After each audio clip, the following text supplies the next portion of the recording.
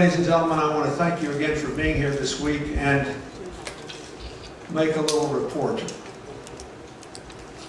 I am very pleased with what has been accomplished here. And considering this is really the first meeting of its kind in Asia, I think you should all be proud of yourselves.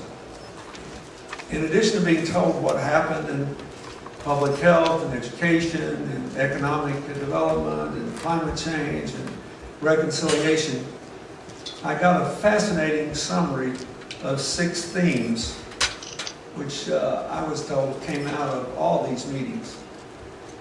One is, this meeting needs to be viewed as a verb, not a noun.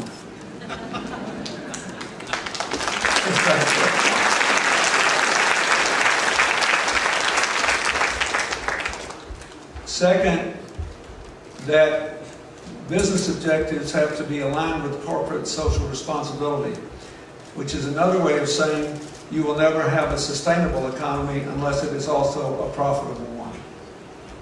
I agree with that.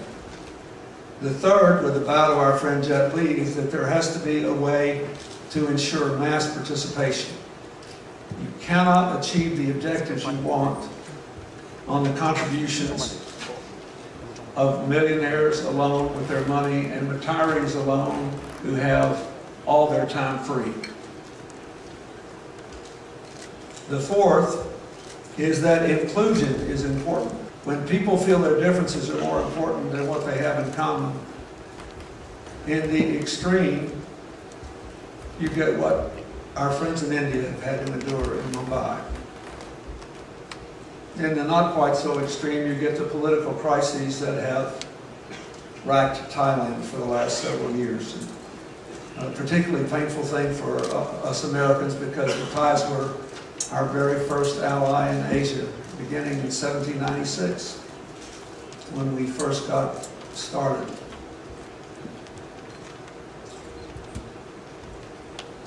The fifth comment was, in 1,000 different ways, you have demonstrated that the only thing that will give our children the future we want to leave them is a genuine partnership between government, business, and civil society. And finally, and perhaps most critically, there was a general consensus that people said over and over and over again that we cannot allow the current economic crisis to be an excuse not to go forward on all these fronts. The truth is that it should cause us to redouble our efforts to go forward on all these fronts. Does anyone seriously believe that oil will be under $50 a barrel the minute the global economy starts to recover at current usage patterns? The only way you can keep it at the current price is not to need it anymore. As a result of the commitments that you have made, listen to the consequences that will flow if all these commitments are kept. 715,000 children will benefit from better education. 260,000 adults will learn new job skills. Of these, 26,000 are teachers and 8,000 are healthcare workers. Over 250,000 girls and women will be empowered with better opportunities for sustainable livelihoods. Nearly 24,000 hectares of forest land will be protected by empowering local residents to manage their natural resources.